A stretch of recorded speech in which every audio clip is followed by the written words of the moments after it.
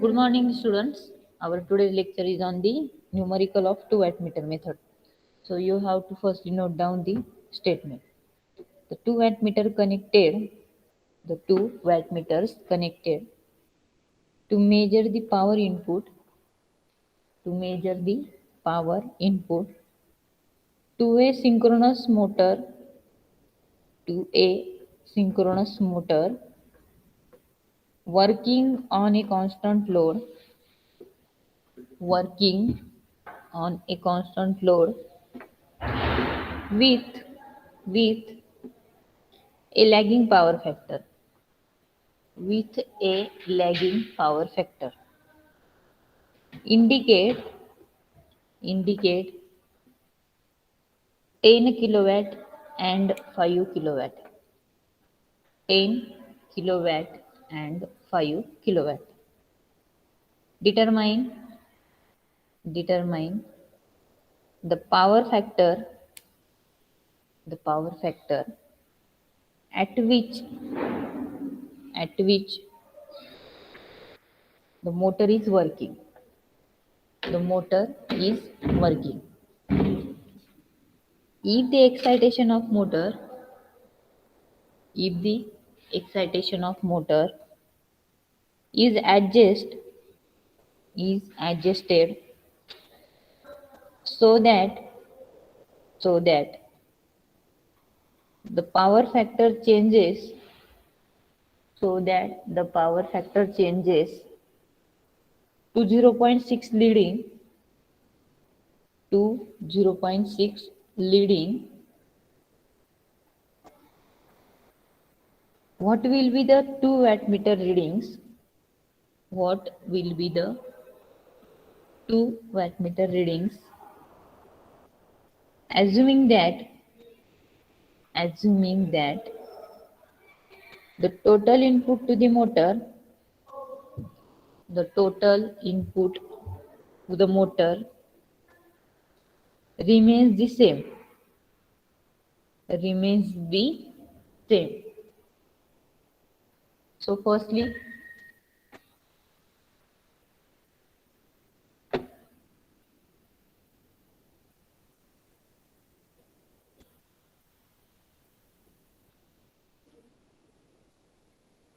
you have to note down the given. So in the given W1 is equal to किती दिलेला आहे students? Tell me, W1 is equal to? I'm 10 kilowatt and 5 kilowatt. Okay, very good. 10 kilowatt is the first W1 ची readings दिलेली. Then W2 is equal to 5 kilowatt. W2 is equal to 5 kilowatt. Okay. Then आता आपल्याला दोन condition दिलेल्या आहे. Determine the power factor at the which motor is working, म्हणजे normal कंडिशनला motor work होते त्यावेळेचा पॉवर फॅक्टर फाइंड आउट करायचा आहे. म्हणजे आपण त्याला कॉस फाय हा फर्स्ट केसचा फाइंड आउट करायचा आहे आणि दुसरा केसला म्हणजे whenever the power factor changes to 0.6 leading, 0.6 leading असेल त्यावेळेसचा आपल्याला पॉवर फॅक्टर, म्हणजे पॉवर फॅक्टर 0.6 आहे.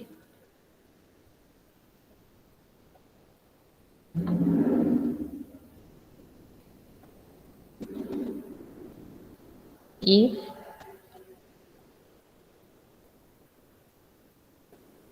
Power factor is equal to 0.6 ही कंडिशन जर असेल आणि त्यावेळेस आपल्याला फाइंड आउट करायला लावले 2 वॅटमीटर रिडिंग्स म्हणजे W1 आणि W2. न्यूमरिकल हे दोन पार्ट मध्ये डिवाइडेड आहे. फर्स्ट केस मध्ये पॉवर फॅक्टर दिलेला आहे आणि पॉवर फॅक्टर काढायचा आहे, W1 W2 दिलेले. आणि दुसऱ्या केस मध्ये पॉवर फॅक्टर दिलेला आहे, W1 W2 काढायचे. तर न्यूमरिकलचं गिवन समजलं का कसं फाइंड आउट केलंय, काय घेतलंय काय नाही? Yes ma'am. ओके. तर आता आपल्याला कॉस फाय 2 वॅटमीटर मेथड वरनं आपल्याला कॉस फाय फाइंड आउट करण्यासाठीचा एक फॉर्म्युला ऑब्टेन होतो. तर तो फॉर्म्युला मी सर्वात पहिले तुम्हाला सांगते. इथे काय फॉर्म्युला आहे तो. cos phi is equal to सगळ्यांनी फॉर्म्युला नोट करा.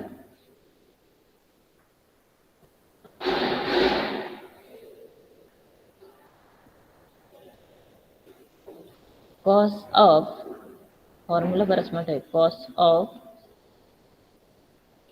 Curly bracket tan inverse in bracket again in numerator root 3 in bracket w1 minus w2 minus w2 okay, divided by again w1 plus w2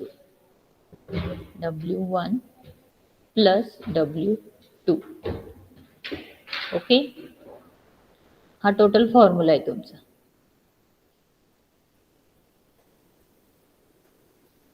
जे आपण W1 is equal to VL IL cos 30 plus phi आणि 30 minus five हे जे दोन equation find out केले, त्या दोन equation वरनं आपल्याला cos फायचं हे डेरिवेशन भेटतं.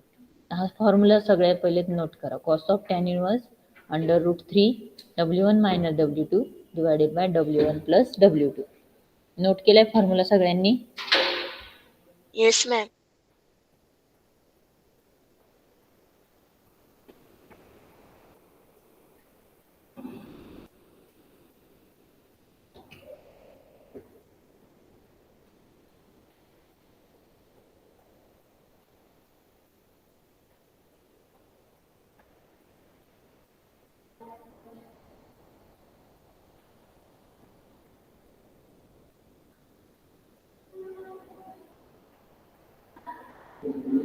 देन आता इथे काय करायचंय आपल्याला, व्हॅल्यूज पुट करायचे. cos of in bracket tan inverse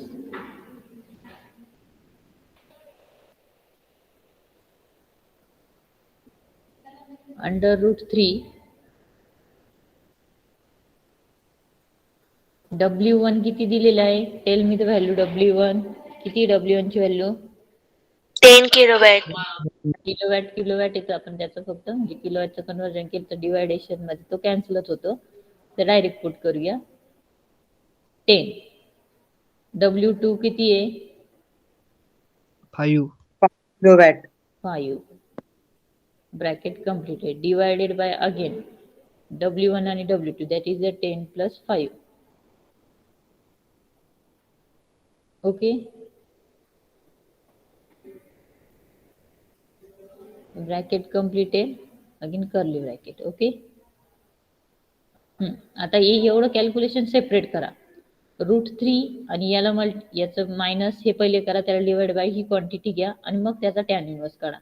तर पहिले मला ह्या क्वांटिटीचा आन्सर सगळ्यांनी फाइंड आउट करून सांगा की टॅन इनवर्स ब्रॅकेटमध्ये कुठला डिजिट येतोय तो सगळ्यांनी कॅल्क्युलेट करून सांगा.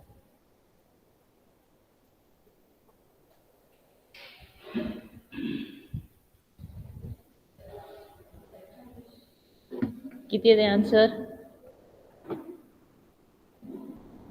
5.866. 5 पॉइंट का 0 पॉइंट? No ma'am, 5.866. ब्रॅकेट घेऊन व्यवस्थित कॅल्क्युलेशन करा. आन्सर काहीतरी wrong. Ma'am 0.577. Very good. 0.577 is the correct answer. इथे मी वरती स्टेप्स घेते. इथे again cos of tan inverse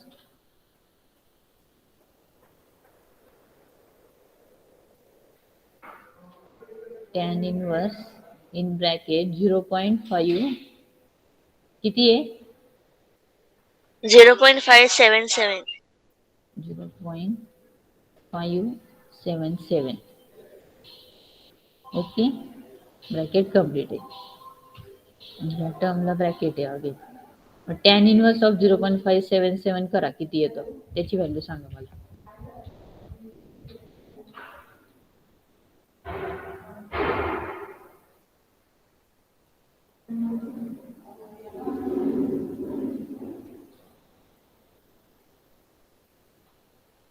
ma'am 29.98.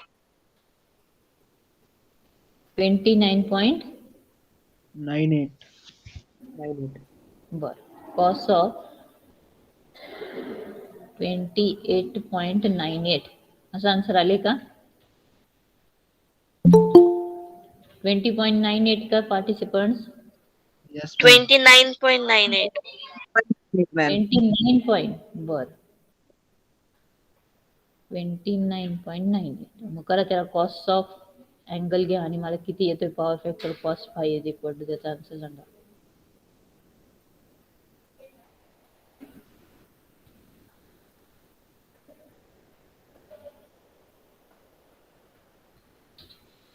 Zero point 866. 0.866. Very good. The correct answer 0.866 is the your answer. Clear? तर हे झालं तुमचं आन्सर. समजलंय न्यूमरिकल सर्वांना काय सॉल्व्ह केलंय ते? Yes, ma'am. ओके. आता आपली ही फर्स्ट स्टेप झाली. आता सेकंड फाइंड आउट करायची. हा सेम फॉर्म्युला आपण युटिलाइज करणार आहे. याच्यामध्ये आपल्याला काय दिलंय? कॉस 5 दिलाय. मग आपल्याला W1 plus W2 find out करायचं. म्हणजे रिव्हर्सची प्रोसिजर इथे आपल्याला अप्लाय करायची. आता मी हे क्लिअर करते. नोट केलं सर्वांनी? Yes, ma'am. ठीक आहे. आता मी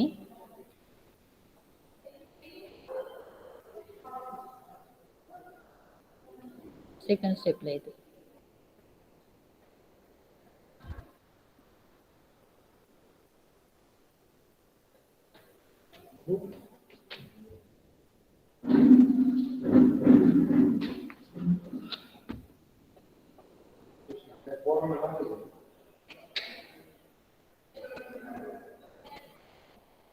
आता सेकंड काय? Cos 5 is equal to formula काय येईल? Cos of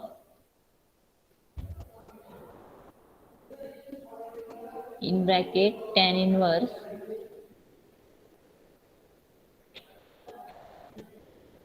in numerator under root 3 W1 minus W2. फॉर्म्युल्यामध्ये एक लक्षात ठेवायचं, मायनसच वरती आला पाहिजे. प्लस जर वर घेतला तर आन्सर रॉंग येणार. म्हणजे तुम्ही किती ॲक्युरसीने कॅल्क्युलेशन केले तरी ते आन्सर रॉंगच कन्सिडर होईल. त्यामुळे एक कीवर्ड कुठेतरी नोट करून ठेवायचा की न्यूमर फॉर्म्युल्यामध्ये मायनस हा वरती आहे आणि प्लस खाली आहे. क्लिअर? फॉर्म्युला नोट केला सर्वांनी? Yes, ma'am. आता याच्यामध्ये काय करायचं आहे आपल्याला? व्हॅल्यूज पुट करायचे आहे सगळं. तर काही दिलेलं आहे, फक्त आपल्याकडे पॉवर फॅक्टर आहे, बरोबर का? मग ती व्हॅल्यू पुट करायची. किती power factor? 0.6. 0.6 is equal to again cos of formula same लिहा पुढचा सगळा. In bracket tan inverse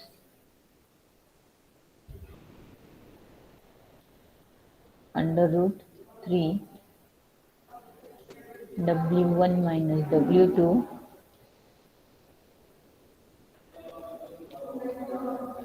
bracket complete divided by W1 plus W2.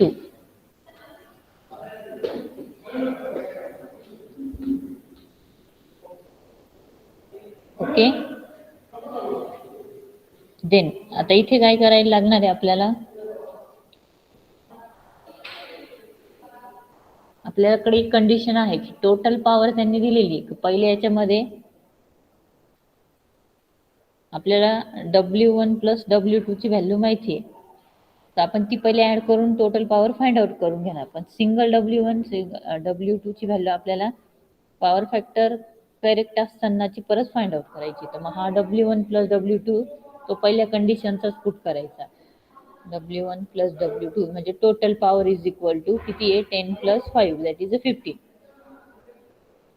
10 plus 5 किती आला आन्सर त्याचा? 15. तर ही 15 डिनॉमिनेटरला सगळ्यांनी पुट करा नेक्स्ट फॉर्म्युलामध्ये. Is equal to cos of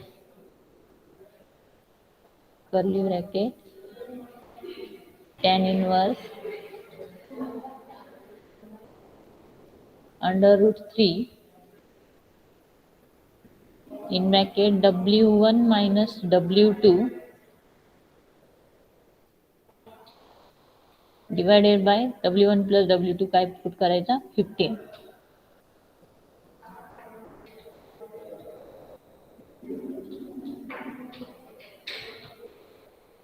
okay, इथपर्यंत क्लिअर आहे का students? Yes, ma'am. Yes, ma'am.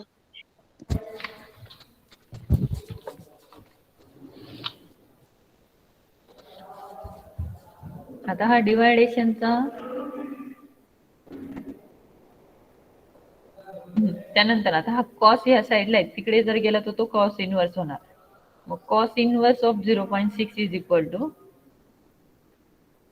cos inverse 0.6 is equal to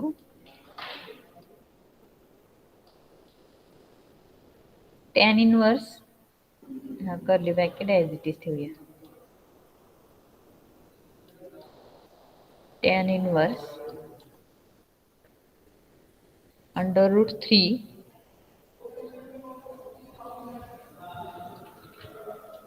W1 minus W2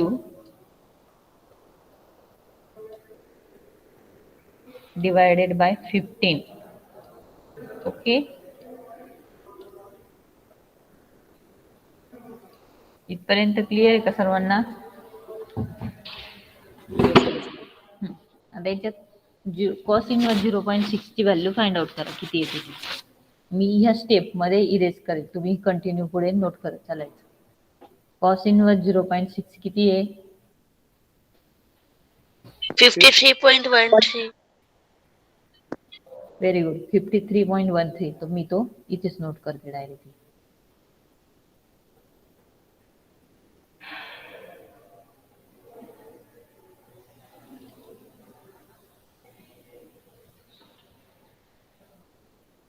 .13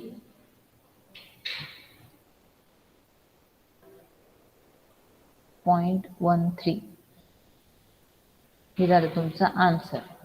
next स्टेपला आता हा टॅन इनवर्स येतो, ह्या साईडला आला तर काय होईल, टॅन होणार आहे.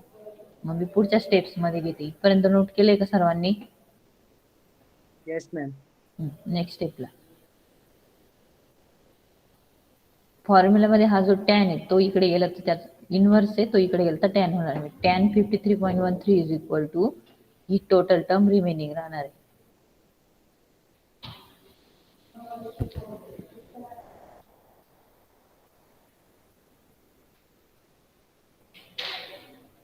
देन टॅन 53.13 आहे ना?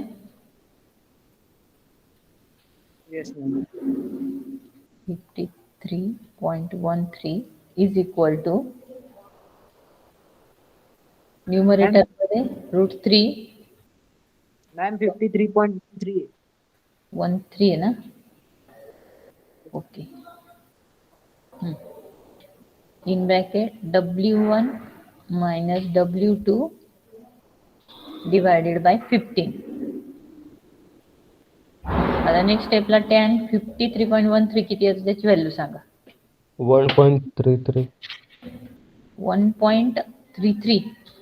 Yes. नाही का सेम सगळ्यांचा आन्सर असायचे का 1.33? चेक करा सगळ्यांनी, 1.33 असा आन्सर आहे का? त्यानंतर remaining terms as it is. Yes, ma'am. 1.33.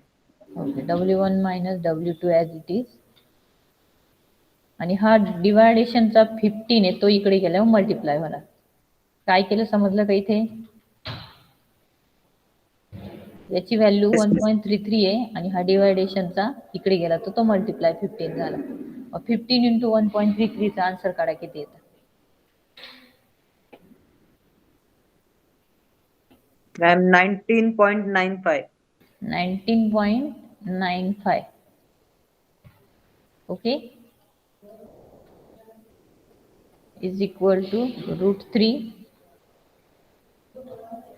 W1 minus W2.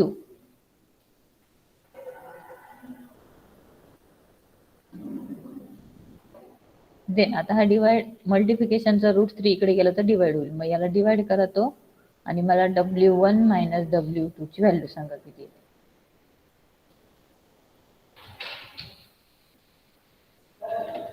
बोला किती येणार आन्सर W1 मायनस 2 याचं कॅल्क्युलेशन करा.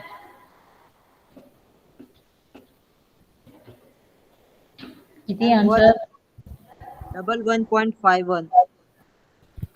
Double 1.51 double 1.51 is equal to W1 minus W2. Okay. आणि आपण स्टार्टिंगला हे इक्वेशन नंबर सपोज तुमचं 2 घ्या. इक्वेशन नंबर 1 कुठलं येणार आहे जे तुम्ही घेतलं तर W1 प्लस W2. ठीक आहे, मी आता वर डायरेक्टली नवीन याच्यावरती ते दोन इक्वेशन पुट करते.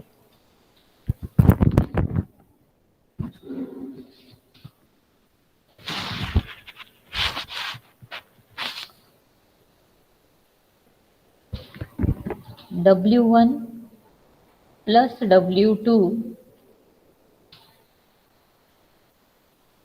Is equal to 15. ही फर्स्ट स्टेप होती बरोबर. W1 मायनस W2 लास्टला इक्वेशन काढलेलं आहे किती ते 11 पॉईंट काय होता आन्सर 11.51. 51.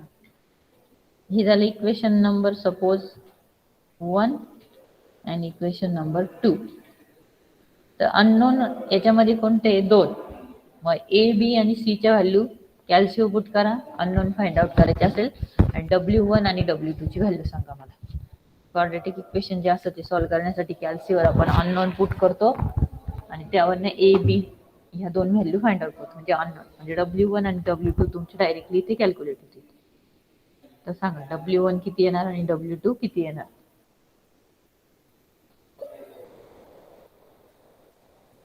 पहिल्या इक्वेशन मध्ये ए आणि बी ची व्हॅल्यू 1 सी ची व्हॅल्यू 15.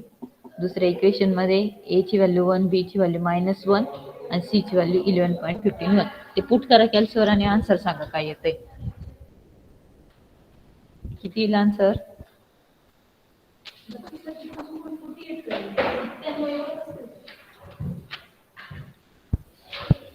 पार्टिसिपंट्स येते का आन्सर.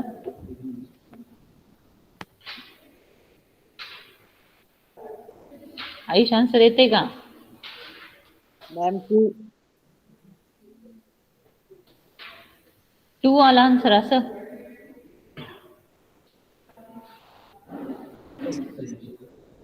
किती आलंय answer.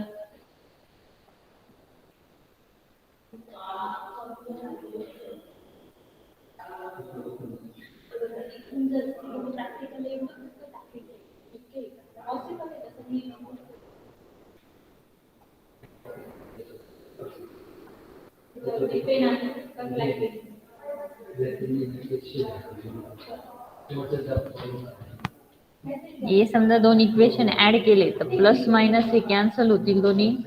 2W1 is equal to या दोघांची ऍडिशन करा किती येते 15 प्लस 11.51 केलं तर किती येणार आहे आन्सर बोला. कॅल्सीवर डायरेक्ट सॉल्व्ह होतं पण आता तुम्ही कॅल्सी नाही सांगत तर इथे आपल्याला आज पण सॉल्व्ह करता येईल. या 26.51. 26.51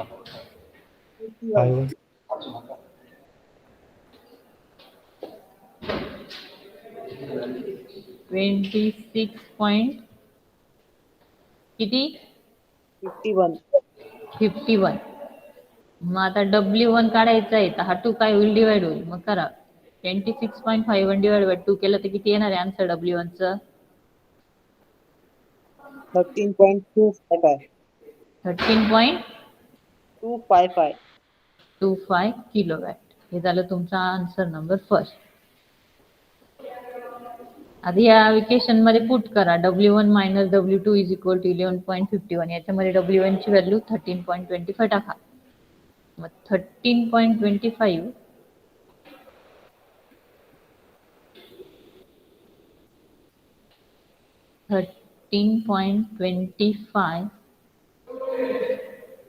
minus W2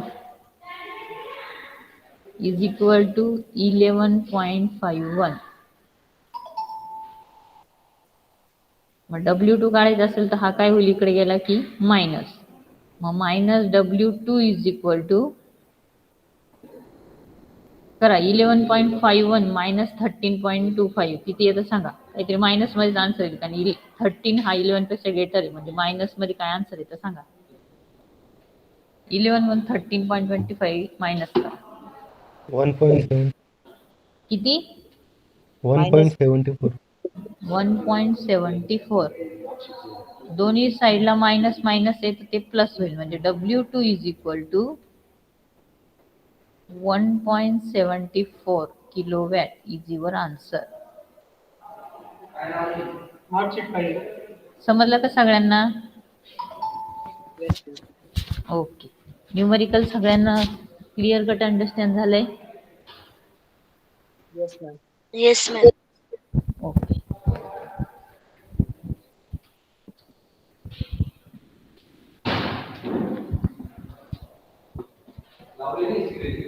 नहीं इसकी रेंज नहीं